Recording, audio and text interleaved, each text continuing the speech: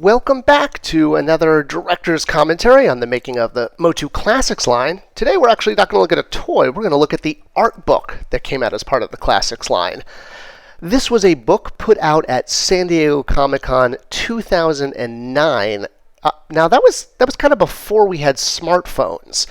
So there's actually not that many pictures of Comic-Con 2009 up online because people basically weren't walking around with phones that were cameras in their pockets. But 2009 was a big year for Comic-Con for Mattel. It was kind of the breakthrough year where everything changed. This was the year we had real exclusives that were developed specifically for the show.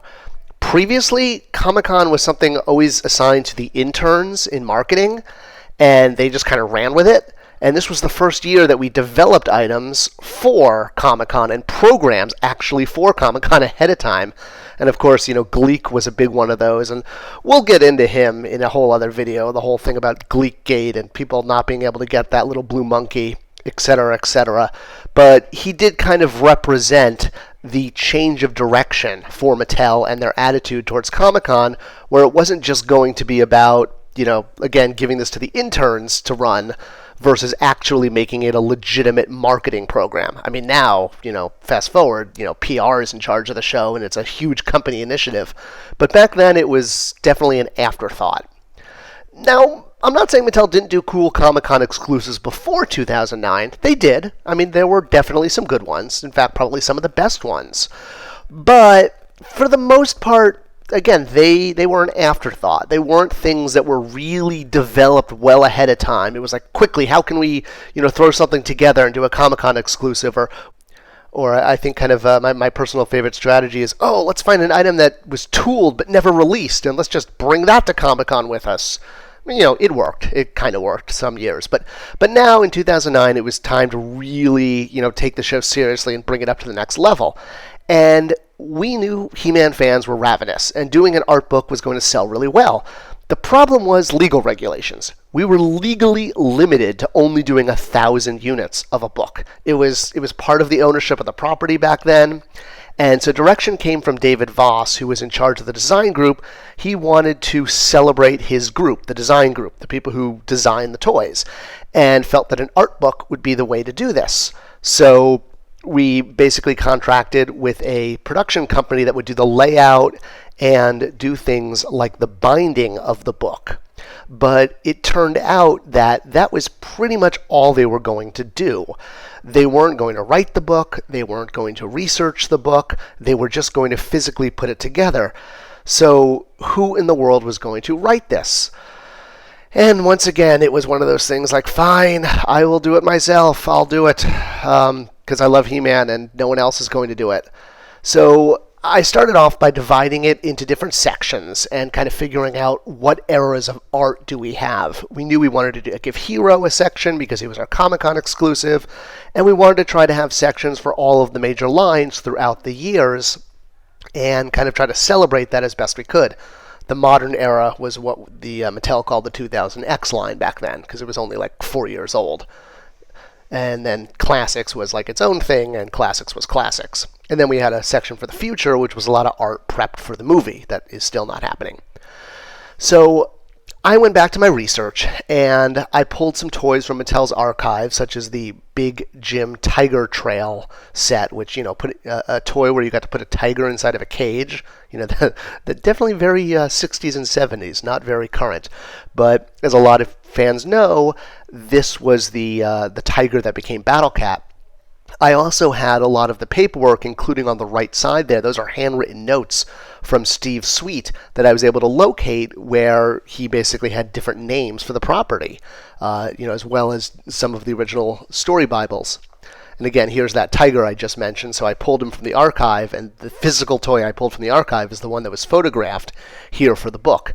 We also got Guy Gore's Gorilla's influence and the eagle that became Zor, all from Big Jim. One of the problems we faced, though, is back in the day, you could basically walk out of Mattel with any art you worked on. It was legal, it was perfectly fine, it was even smiled on. A lot of people would just throw it out in the dumpster.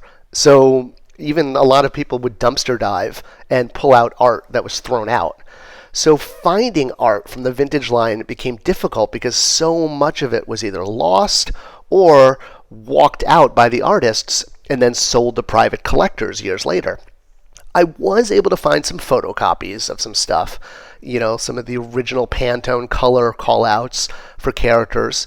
And I want to point out this, D-Man, which was written above Skeletor. This was that whole D-Man, Demo Man, like Demon Man thing for Skeletor. That's where it came from. And, I was able to find some stuff for Evelyn and for Man-E-Faces, but we kind of had to pad out the book a lot too, because there just wasn't that much vintage art around. So scans of old catalogs filled out pages, and, full page bleeds of pictures of prototype sculpts were a way to fill out pages. There just wasn't that much art. We also did a whole section on the mini comics, and again, this was a great way to just pad it out because the mini comics were easy to photograph and scan, and you could buy them on eBay if you needed. So throw in a couple captions written by yours truly, and you kind of had some filler material in the middle for the mini comics, and hey, why not? Another big section was the vintage oils. And these are actually some of the most beautiful art I think ever created for any toy line. A lot of these were hanging in Mattel conference rooms. Before the building was redone in 2013, some of this art was just like hanging in these tiny little conference rooms, like squished in the back of the building. I remember the Battle Bones in particular was hanging in a conference room that only sat like 10 people. So we were able to photograph some of that stuff simply because it was around. Hero, as I mentioned, was going to get a section because he had the exclusive for the show. He was the big MOTU push. There's the classic figure on the left and the vintage figure never released from the catalog. Although I think Super 7 just did a version of that, which is really cool. New Adventures, needed a section, and luckily we were able to find some of the art. I found some of the cross-sell art, the original paintings, actually in a big bin that was supposed to be thrown out, and I kind of rescued them from that. The modern line, the Horseman line, also we were able to get a lot of stuff from the Four Horsemen, which was great. Kind of as we got towards that modern era, we had more stuff because it was more recent. So this was a great example. This was concept art for 2000X, where they were trying to figure out what style would appeal to kids. And then also in-house designers had a lot of art for 2000X because they were still at Mattel. In fact, the Snake Armor He-Man on the upper right there, that was designed by Ruben Martinez. Yes, that Ruben Martinez, who went on to work on classics as well. So it was much easier to find this kind of art because it was around. There were still designers working on it. And of course, doing a section on classics was pretty easy because we only had like 6 figures at the time, so we just used the photography we had of those figures and a quick snapshot of King Grayskull from 2008, and that was that section. The final section was called The Future, which was supposed to be sort of a sneak peek at the upcoming movie that, has it still happened? I don't know. I'll do a whole video about the movies and all the scripts I read over the years, as well as the script I wrote, which I'm pretty darn proud of. But, this was art done in-house by Mattel to help inspire the movie makers. We had a whole conference room filled with this stuff to really, just get the movie makers excited about the potential and all the different ways you could interpret MOTU for the screen. And, yes, we knew we could sell more. We definitely knew we could have sold more copies of this. I get it. 1,000 was a small run. And there were other, art books that came later on, like officially licensed ones, but these weren't done by Mattel. These were done by companies that got the license to do art books, which is why they could do so many. As Mattel, because of the way the licensing worked, we could legally only do 1,000 units. So when a company came along to do a deluxe art book in the future, well, they actually acquired and paid for the license to do art books so they could do them. I actually think one of the best art books was the unlicensed Power and Honor Foundation one that they sold. I don't want to call it illegally, but without a license. And a big reason that it was so good is, as I mentioned, back in the day, people would just walk out of Mattel with their art. So they bought a lot of it. They physically paid for a ton of this art or contacted all these previous employees who had, again, legally walked out with the art. So that's how they were able to get so much of it, and I think that's why their book is so good.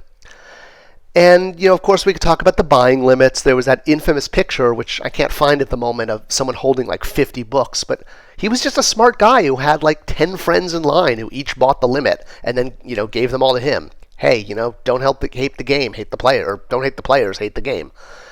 And that was it. So, again, writing a book was definitely not the job of a marketing manager, but there was basically no one else willing to step up and do it. And I got some tiny credit on the back saying, research and captions by Scott Neitlich.